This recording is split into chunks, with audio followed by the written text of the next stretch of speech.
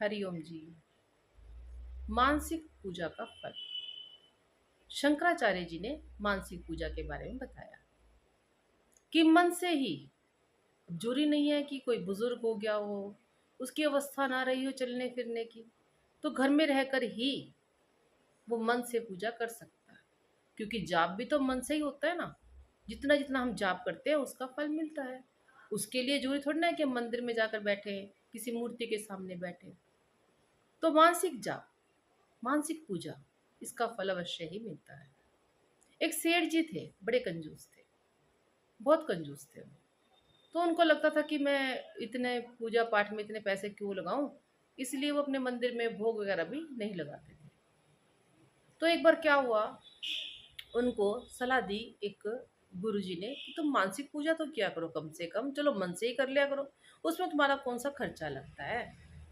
तो सेठ जी को बात समझ में आ गई। तो उन्होंने पूछा कि मानसिक पूजा कैसे करूं। बोले जैसे आम तौर पे करते हैं वैसे ही मानसिक पूजा भी हो जाती है। बोले ठीक है। तो उन्होंने क्या किया, सुबह से अपना रूटीन बना लिया, नहाए धोए और बैठ गए।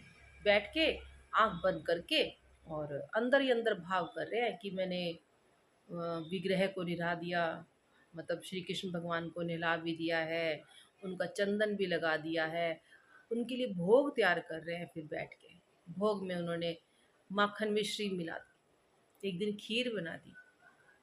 तो इस तरह से करते करते उनको 6 महीने बीत गए कि रोज उठ रहे हैं, नहा रहे धो रहे हैं, उनको चंदन का तिलक लगा रहे हैं, कपड़े पहना रहे हैं, भोग तैयार कर रहे हैं। 6 महीने से भी ऊपर हो गए, वो लगे हुए। उनको अंदर से अच्छा लग रहा है कि चलो कुछ खर्चा लग नहीं रहा और पूजा भी हो रही है, ये सोच के बड़ा खुश हो रहे थे वो। तो एक दिन क्या हुआ कि एक बार खीर में जब वो चीनी डालने लगे, शक्कर मिलाने लगे, तो ऐसा लगा उनको अरे शक्कर ज़्यादा डल गई। तो उन्होंने वो मुट्ठी ना वहीं की वहीं रोक ली कि ये तो मुट्ठी ज़्यादा हो जाएगी शक्कर की।